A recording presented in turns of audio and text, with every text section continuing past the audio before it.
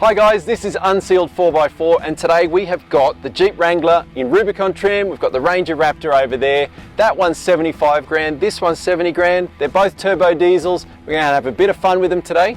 Over to Ev. That's right, the purpose of today is to have fun. These are very fun vehicles, so we're going to take them on a cool little off-road course we've designed with water crossings, fast dirt, hill climbs and rocks, and see which one leaves a bigger smile on our face.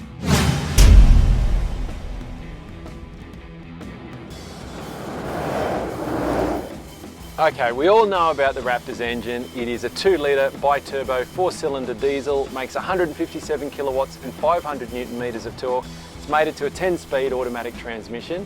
I got a little bit less power. We've got 150 kilowatts and 450 newton meters from a 2.2 litre turbo diesel motor, and it's just a single turbo in this one with the DPF bolted right to the back of it. Now, just like all Wranglers, they're a bit weird in the steering department. You sort of have to fight the steering all the time to keep it straight. In the wind it blows you around a lot, but in terms of an engine and gearbox package, it's really well sorted. The 8-speed's pretty good. It's a good little gearbox. We're averaging about 10 litres per 100 k's, and that's mixed use cycle of off-roading and highway driving. Some things that annoy me: the auto start function. I just turn that off straight away because I drive old cars, and when the car just turns itself off, you get kind of concerned. It's a bit weird. There's no room at all for your left foot because of the obvious left and right hand conversion. That's annoying. I've got big feet and that is really annoying. It's a much improved vehicle over the JK. It's much more refined, and it's something you could live with daily if you were prepared to put up with a few little niggling issues. Now the Raptor is never going to snap your neck off from a standing start. It's just not that kind of vehicle. But what this thing does do really well is accumulate speed.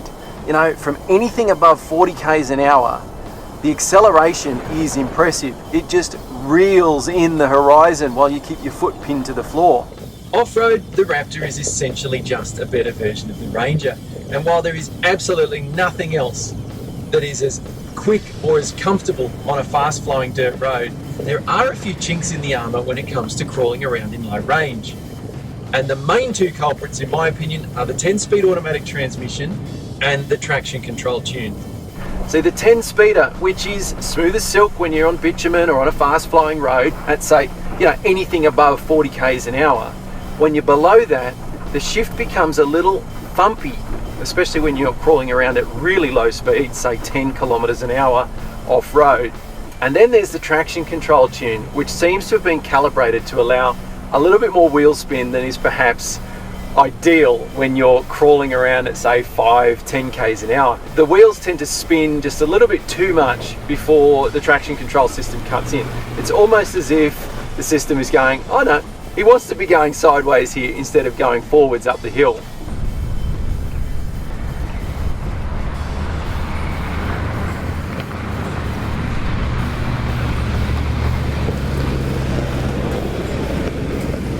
Well, we found ourselves a gnarly little track here, and we're in the JL Wrangler, the Rubicon.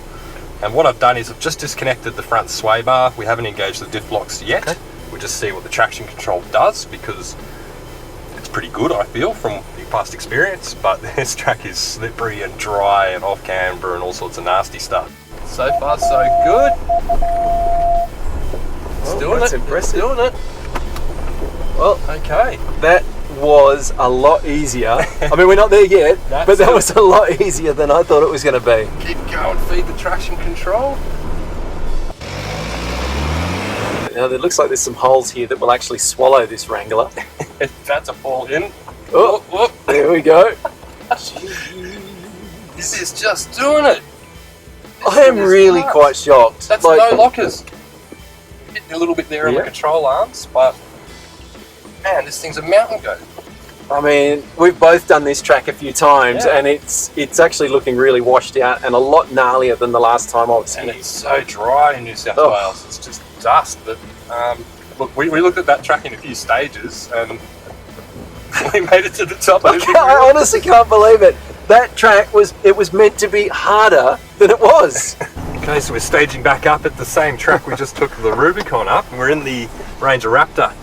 And I've engaged just rock mode, and we're going to see what that does. No diff lock, just rock mode in drive. Hanging on? I feel more comfortable in this car. Obviously, it's a lot bigger in here. It's a more passenger car-like interior. I feel at home, comfortable, ready to go. Let's go. Do you think it's going to make it up? I do think it's going to make it up. I'm confident. I don't think it's going to do it quite as easily as the Wrangler, but I do think we're going to get up there. I'm not a betting man, I'll tell you at the top. Alright, nice and easy. In drive, let the car do the work. It's a lot wider, I can feel straight away. It's already struggling. Wow. Already struggling. Come on. And feed the traction control. Oh. Keep feeding it, keep feeding it. There we go. Okay, see it's doing it, but it's definitely not doing it as well.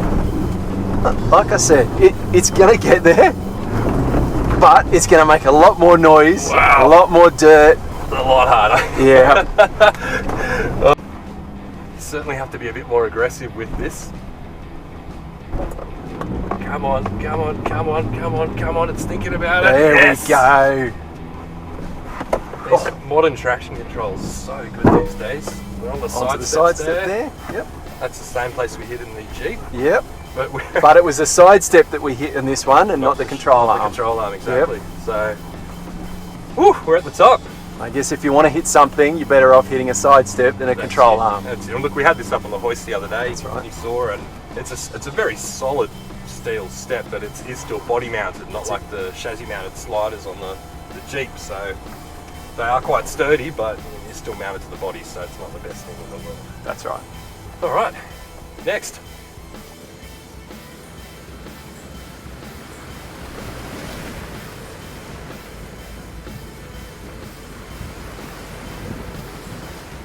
Here in the front of the Raptor, there's not a whole lot to talk about. It's pretty much the same as a regular Ranger. Obviously, you get these grippy front seats. They're really comfortable, really nice when you're rolling around off-road. Other than that, the whole dash looks pretty much like a Ranger Wild Track. You get a different instrument cluster though. You do get the Raptor badge on the steering wheel, and you get this on-center marker. That's about it though. You got any room in the back there, Ed? Yeah, heaps. Look, you're playing Uber driver today for me, and I'm nearly 2 meters tall. Bit of a lanky lad, and I fit in here fine. I've got enough leg room. There's a little pocket here, some good storage on the door here, which is very handy to have. A couple of 12 volt or 12 volt point and I guess you'd call 240 point for charging whatever you want to charge, a laptop or something like that. Plug your kettle in? Yeah, you can plug your kettle in, make a cuppa. But in terms of a family vehicle, I think that this is very practical, and there's enough space here for a growing family if I can sit here quite comfortably. Absolutely. Now, there are no rear air vents in the back here. There are not. Is that a problem for you? Do you find that a problem? Look, there's a decent amount of room, so I think you are going to get airflow through here, but in this day and age, it's an expected norm, I feel, and it's something that, Mitsubishi's done with the Triton up here, for example. There would be a way around that, and it probably is something they should look into doing. Yeah, I mean, sometimes they have them, the vents under these front seats, well, they don't have that in the Ranger, which is, it's a bit disappointing. It is, for a premium vehicle, but I can look past that for the other me too. benefits of Absolutely, this vehicle. me too. Yeah. Well, let's go and check out this Wrangler. Let's have a look. Well, Isaac, we're in the JL Wrangler now, and I noticed you said before the Raptor is a bit basic, there wasn't that much going on. Right. The Jeep is the complete opposite. It is extremely busy in here. Everywhere you look, there's something going on, from the Easter eggs that they leave, the little logos and things, to just lifestyle ways you can use this vehicle. So obviously the roof pops off really easily, just a couple of clips, and you can pop off the Freedom panels, as they're known. The dash has just got so much stuff going on, including opening and closing the windows, because you can take the doors off. But it's cramped in here. It's small. It does feel a little bit cramped in the front of the car. But it's comfortable. It's more comfortable than the JK that it replaces, certainly. And look, I don't mind it. I thought, oh, this is going to be a bit much at first. And it is. There's a lot going on, but I don't mind it. I think they've done a really good job.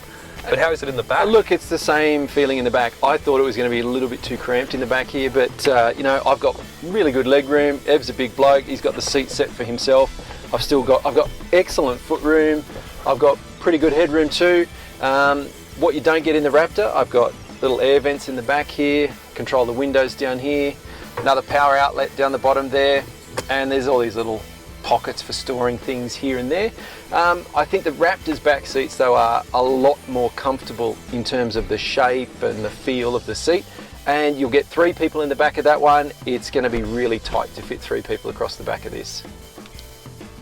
All right, well, it's the end of the day. We've done bitumen, we've done hill climbs. Yep, we've done water crossings, rocks, fast dirt. We've really covered a lot of terrain in these vehicles. Absolutely. All right, well, let's cut to the chase. Which is the vehicle you'd be driving home and why?